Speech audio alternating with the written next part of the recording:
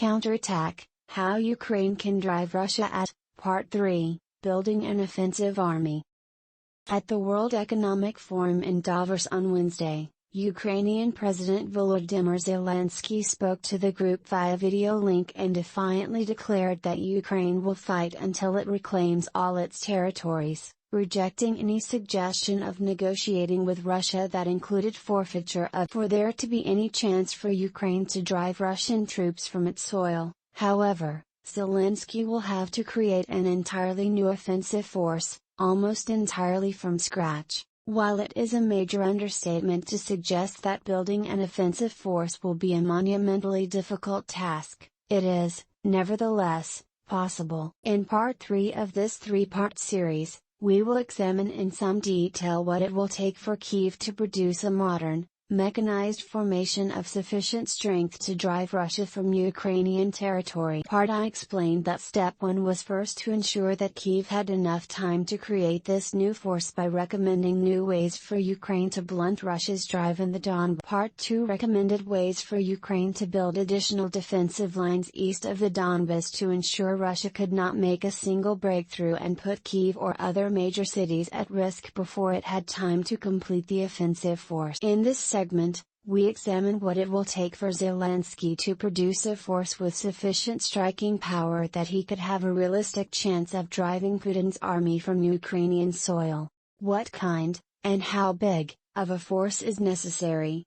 The first thing Kyiv would have to do is determine how many new troops it would take to uproot Russian troops from Ukrainian territory. As of this writing, Russia occupies roughly 1/5 of Ukraine, or 125,000 square kilometers. Russia entered Ukraine with as many as 190,000 troops. It is unclear how many are still there, as tens of thousands of Russians are reported to have been killed and wounded thus far, but there are likely still in the range of 150,000 or more occupying parts of Ukraine. Ideally, Ukraine would need to build a new offensive force of 200,000 to provide overmatch at key points on the battlefield. Finding that many qualified soldiers in a short period of time may prove to be a bridge too far. Nevertheless, if Kyiv has any hopes of driving entrenched Russian troops out of its country, 100,000 is the bare minimum needed. That pool of soldiers would be needed to form at least 75 battalion tactical groups, BTG, equipped with sufficient numbers of capable tanks, self-propelled artillery pieces, modern air defense systems, reconnaissance and attack drones, and sufficient logistic troops to keep all that gear. Each of these Ukrainian BTG would be composed of approximately 800 troops, totaling 60,000 soldiers. Ukraine would additionally need at least 20,000 general-purpose infantry troops for combat replacements, as well as another 20,000 for logistics, supplies, and maintenance. Forming the new units. This 100,000-member force would ultimately be formed into 3 field armies, each composed of 25 BTGs. Within each field army, the BTGs would be composed of a mixture of tank-heavy groups, infantry-heavy groups, and artillery-heavy groups. They would be modular in concept, so they could be task-organized based on a given mission. For example, in one tactical operation a certain grouping of BTGs may need to fight a battle that requires many foot soldiers, and so would be weighted more heavily with infantry and artillery BTGs and less with other fights would prioritize armor and be weighted with fewer infantry BTG'(s). To form these field armies and BTGs, however, Kyiv will need to do 2 things: recruit and train a sufficient number of men and women and simultaneously obtain, from Western sources, the full range. Both are going to be very challenging and time-consuming. Equipment. Though there is a rather sizable list of equipment a modern army needs to conduct combat operations, I'll restrict my assessment to the more critical items, such as tanks and howitzers. The same process, however, will need to be done on everything else, from boots and socks to body armor and night vision goggles. With a major war raging in the eastern and southern parts of Ukraine, time will be the most crucial element of this drive to form and field an offensive capacity. As such, Actions that would ordinarily need to be done sequentially will instead have to be both compressed in time and executed simultaneously. Ideally, Kyiv would first identify and field the full range of combat equipment first so as to know what type of training the new recruits will need, not to mention ensuring that the kit fielded to the Ukrainian Armed Forces, UAF, is as compatible across the board. Regrettably, however, Ukraine doesn't have that luxury. Instead, while recruitment and initial training of personnel begins, more on that below, Army leaders in Kyiv would need to work with Western partners to identify sufficient numbers of armored vehicles and form fielding and transportation plans. Each BTG would need, depending on whether it was tank heavy or infantry heavy, between 10 to 30 tanks and 11 to 33 armored infantry carriers each, along with sufficient numbers of trucks for supply and hauling ammunition and other armored vehicles for command and control, medical evacuation. Each would also need up to 8 self-propelled howitzers. Of course, such a large force will have to build the capacity to continually feed, fuel, clothe, and provide resupply of ammunition. To equip all the BTGs in the 3 field armies, that would require Ukraine to field, including spares of each category, somewhere in the neighborhood of 1,250 tanks, 2,000 armored vehicles, of varied types, 750 self-propelled howitzers, and close to 1,000 trucks of various sizes and functions, including a robust number. If Western countries cannot or will not provide equipment to this scale, any hope of Ukraine fielding a force strong enough to repel an entrenched Russian army is stillborn. I cannot more strongly emphasize that it is essential for Ukraine to receive an equipment set of this magnitude if they are to have a genuine chance of uprooting Russian troops from its territory. As a means of comparison, consider that Russia is reported to have entered this war with 120 BTGs and 190,000 troops. Even this proposed force of 75 BTGs and 100,000 will be maximally taxed to successfully drive out all Russian troops. Identifying, procuring, and then shipping this much gear will be a monumental task, never before attempted at this scale, and will take more time than anyone would like. This process must begin, in earnest, immediately upon a decision being made by Ukraine and its Western partners that such a force will be created. Personnel. As hard as it will be for Kyiv to find sufficient kit to equip this offensive force, finding 100,000 soldiers may be even more challenging. Ukraine must recruit and assemble this massive number of people while simultaneously continuing to fight with every soldier currently in its employ to prevent Russian troops from breaking through the defensive lines and threatening the. Just getting people to fill the ranks, though, is only one of the tough requirements.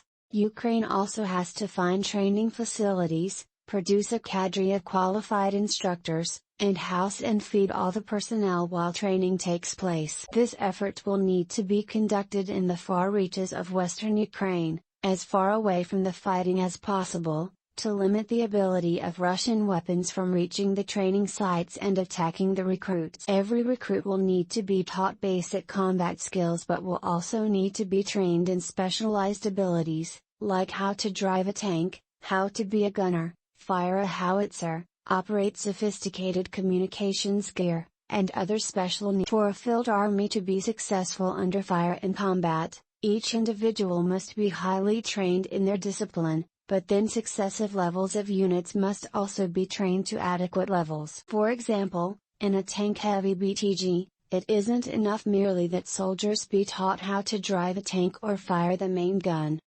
They must also learn how to fight the tank and work as a crew.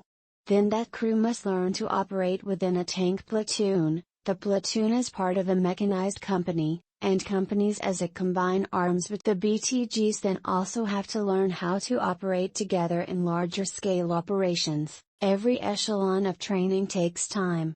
If they do it right, Kyiv will provide at bare minimum 12 full months of training once soldiers have arrived for training and equipment is on station. 18 months would be far better.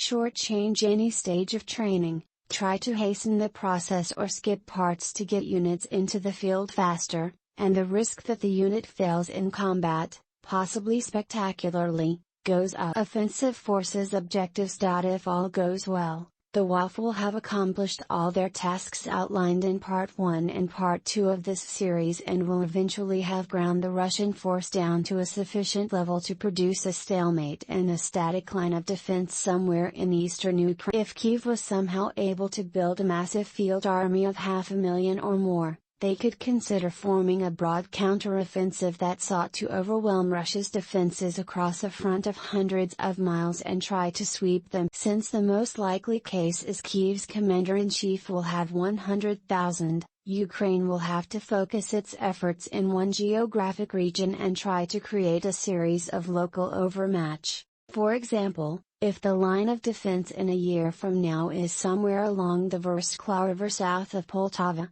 the WAF would first conduct reconnaissance of the Russian lines to identify the weakest spot in their defenses. They might then covertly reinforce the defense on the north and south of the designated attack zone to protect their flanks from unexpected Russian counterattack, and then launch a massive attack at a time and place of Ukraine's choosing, catching Russian troops across a front of perhaps 50 miles. The WAF would attack with two of their field armies abreast.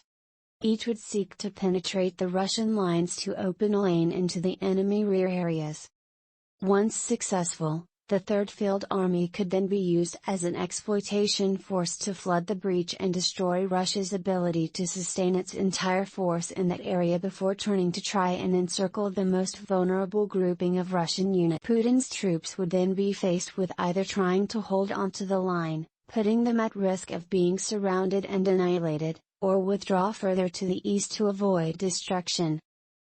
The WAF concept from that point forward would be to isolate individual Russian battle groups to overwhelm them with superior force and firepower, denying them the benefit of mutually supporting fires. It's a much less challenging task to destroy the enemy in bite-sized chunks rather than try to eat the elephant. As the Ukrainian counteroffensive continued to push the battle lines east, the WAF troops that were initially manning the defensive line along the Vorskla would advance forward and join the attacking armies, progressively increasing Ukraine's strength. Over time, Zelensky's troops would continue defeating Russian occupiers section by section, bound by bound, until ideally the last Russian trooper had been driven from Ukraine. But this plan does not come without significant risk. One thing must be made crystal clear from the outset. Under the very best case scenario for Ukraine, it would take years to eject Russian troops from all of the cost in lives could run into the hundreds of thousands, above what Ukraine has suffered to date. More cities would be laid to waste. The 100,000 recruits that would have to be generated to begin the offensive would only represent the opening play. Any mechanized offensive would sometimes have egregious casualties on the attackers, as Russia has found out to its pain over the first 3 months of the war, and thus a continual pipeline of replacement troops would have to be established. In anything other than a best-case scenario, the risks/dangers increase. WAF troops have performed well above expectations in the opening phase north of Kyiv and so far even in the Donbas. That success was largely driven by the courage and tenacity of the Ukrainian troops, but it was due in no small part to the advantages that accrue to the defenders: congested urban terrain, buildings, and limited fields of visibility in the city fighting, and the benefit of 7 years of prepared defensive works when Ukraine goes on the offensive, they will no longer have the inherent protection of defenses and will be much more vulnerable as they move into the open to attack. If things go badly, it's possible the Russians could blunt the counteroffensive and then return to offense themselves, bearing in mind that during the 12 to 18 months Ukraine is training up its counteroffensive force, Russia will surely be training new formations of their own. If Kyiv's attempt to drive Russia off its land fails, Ukraine will be even more vulnerable to a counter-Russian offensive that could result in losing the war outright. There is no guarantee, at all, that if the West provides all this modern equipment and Ukraine produces enough troops for an offensive force, Ukraine will emerge victorious. Zelensky and his people will have to openly acknowledge the risk they take in pressing for ultimate victory. Conclusion. Many Ukrainians, along with their millions of supporters in the West, understandably want to win this war. They don't merely want a negotiated settlement, they want to drive every last invader out of their land. The blood spilled and the damage done by Russia is unconscionable. But everyone, from Zelensky on down, need to understand, without emotion, what it will take to form an offensive power strong enough to have a legitimate chance of pushing Russia at, and understand the risk they take in seeking. Moreover, as the casualties and destruction mounts throughout Ukraine, there will be the temptation to take shortcuts, to throw every offensive capacity into the lines, as soon as they become available, in an effort to start the counteroffensive immediately. That would be a mistake, possibly a fatal one. Right now, it is taking every single uniformed trooper Ukraine has to defend against the major Russian offensive in the Donbas and the supporting efforts in the Kharkiv environs to the north and in the Kherson region to the south. They cannot afford to reduce manning in a single front or they will risk Russia making major new gains. The defenders, therefore, must remain fully engaged. But recruiting and training a new force takes painful time. The HBO miniseries Band of Brothers graphically shows the 101st Airborne Division in its preparation for combat in World War II. The paratroopers had to be individually trained, then as units, and finally as a division before it was ready for combat. From the date of its formation at Fort Bragg, North Carolina in October 1942, it went through 20 total months of training before its first taste of combat at Normandy in June 1944. The U.S. 106th Infantry Division trained from its inception in March 1943 until it first went into the line in Belgium in December 1944, and was effectively wiped out in its first action in the Battle. One of the reasons historians gave for the division's poor performance was that thousands of its troops had been taken and sent to Europe to replace mounting U.S. losses, being replaced with inadequately trained soldiers just before deployment. Training a unit to succeed in combat takes time and can't be cut short. Everyone, from Zelensky on down, must understand that to drive Russia from Ukraine, it will take thousands of modern combat vehicles to be provided by the West and 100,000 new Ukrainian recruits, and at least a year of preparation. Anything less, any shortcuts taken, likely result in failure and losing the war outright.